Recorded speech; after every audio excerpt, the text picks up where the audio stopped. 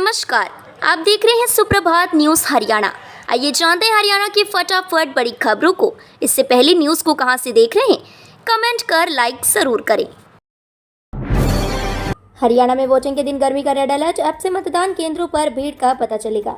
हरियाणा में भीषण गर्मी ने वोटरों के सामने बड़ी चुनौती खड़ी कर दी है। 5 दिनों से प्रदेश में पारा 44 से 48 डिग्री के बीच बना हुआ है। मौसम विभाग ने मतदान वाले दिन आज 25 मई को भी लू का रेड अलर्ट जारी किया है, यानी शनिवार को अधिकतम तापमान 44 से 47 डिग्री के बीच रहने का अनुमान है।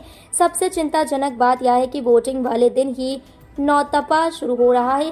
इस दौरान आसमान से बरसती आग के साथ 30 किलोमीटर प्रति घंटे की रफ्तार से गर्म हवाएं भी चलेंगी। ऐसे में मतदाताओं को गर्मी की अग्नि परीक्षा से गुजर कर हरियाणा में रिकॉर्ड मतदान का लक्ष्य पूरा करना होगा।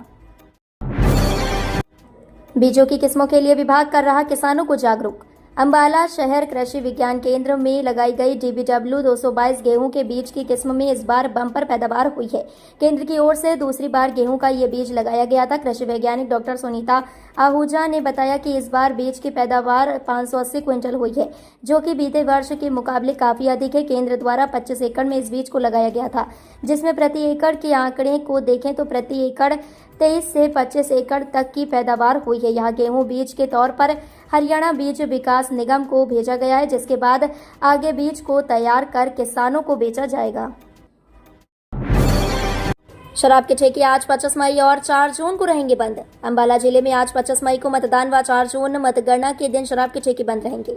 इसके अलावा सार्वजनिक स्थलों पर भी शराब के वितरण पर पूर्णतः प्रतिबंध रहेगा। उक्त जानकारी जिला निर्वाचन अधिकारी एवं DC डॉक्टर शालीन ने दी। उन्होंने कहा कि मतदान और मतगणना के दौरान शांति व्यवस्था बनाए रखने के लिए यह फैसला किया गया है। उन्होंने बताया कि होटलों, खाने के स्थलों, दुकानों और अन्य पब्लिक व निजी स्थलों पर मतदान के 48 घंटे पहले से ही शराब के वितरण पर प्रतिबंध रहेगा। नागरिक अस्पताल में मिलेगी स्पायरोमीटर मशीन की सुविधा। स्वास्थ्य विभाग के निदेशालय की ओर से नागरिक अस्पताल में स्पायरोमीटर मशीन लगा दी गई है। इससे अब अंबाला शहर के नागरिक अस्पताल में आने वाले सांस की बीमारियों के पीड़ित मरीजों की जांच में सुविधा मिलेगी। स्वास्थ्य विभाग की ओर से पिछले सप्ताह ही मशीन को भेजा गया था। वीरवार को मशीन को ECG वाले कमरे में लगाया गया है। डॉक्टर संजय ने बताया कि निदेशालय की ओर से मशीन की कार्यप्रणाली को समझाने के लिए एक तकनीकी कर्मचारी को भी भेजा गया है। ग्रीष्मकालीन अवकाश में दादी नानी से सेवा भाव व भजन सीखेंगे स्कूली बच्चे, ऑनलाइन होगी निगरानी। बाल वाटिका से कक्षा 5वीं तक के बच्चों को इस बार ग्रीष्मकालीन अवकाश के दौरान कुछ अलग तरह का गृह कार्य दिया जाएगा, यानी इस बार बच्चे दादी नानी से सेवा भाव और भजन आदि सीखेंगे। हरियाणा स्कूल शिक्षा परियोजना परिषद की ओर से निपुण मिशन कार्यक्रम के तहत बच्चों के लिए कक्षावार यह योजना तैयार की गई है। बच्चों के इस कार्य की स्कूलों के व्हाट्सएप ग्रुपों के साथ जुड़कर ऑनलाइन निगरानी की जाएगी। लोकसभा चुनाव की तैयारियों को लेकर DGP ने ली बैठक, अधिकारियों को दिए यह निर्देश। हरियाणा में आज 25 मई को होने वाले लोकसभा आम चुनाव 2024 को स्वतंत्र, निष्पक्ष और शांतिपूर्ण तरीके से संपन्न करवाने को लेकर पुलिस महानिदेशक शत्रुजीत कपूर की अध्यक्षता में पंचकुला स्थित पुलिस मुख्यालय में वरिष्ठ पुलिस अधिकारियों की बैठक आयोजित की गई। बैठक में प्रदेश भर के पुलिस महानिरीक्षकों, पुलिस आयुक्तों, पुलिस अधीक्षकों तथा पुलिस उपायुक्तों सहित अन्य वरिष्ठ अधिकारियों ने वीडियो कॉन्फ्रेंसिंग के माध्यम से भाग लिया। इस बैठक में पुलिस बल की तैनाती करने सहित मतदान प्रक्रिया को शांतिपूर्वक तरीके से संपन्न करवाने को लेकर विभिन्न पहलुओं पर विस्तार से चर्चा की गई। चंडीगढ़ साहनेवाल के 50 किलोमीटर रेल सेक्शन के दोहरीकरण की उठ रही मांग। चंडीगढ़ साहनेवाल के 50 किलोमीटर रेल सेक्शन के दोहरीकरण की मांग जोर पकड़ने लगी है।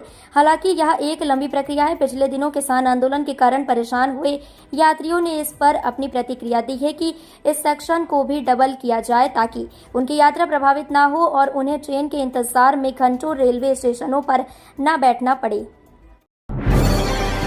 CM नायब सिंह सैनी ने किया दावा, भाजपा जीतेगी हरियाणा की सभी 11 सीटें।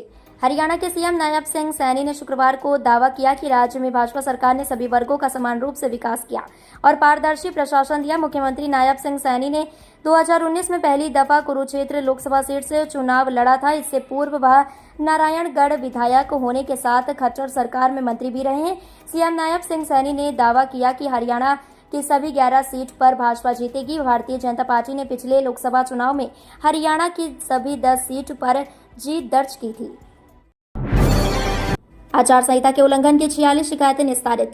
अब तक आचार संहिता उल्लंघन के क्षेत्र में 46 शिकायतें की गई, जिनमें सभी का निराकरण कर दिया गया। इसमें प्रत्याशियों से संबंधित आपराधिक मामलों की जानकारी न प्रकाशित करने पर चुनाव अधिकारी द्वारा विधानसभा उपचुनाव के 3 प्रत्याशियों को नोटिस जारी करना भी शामिल है।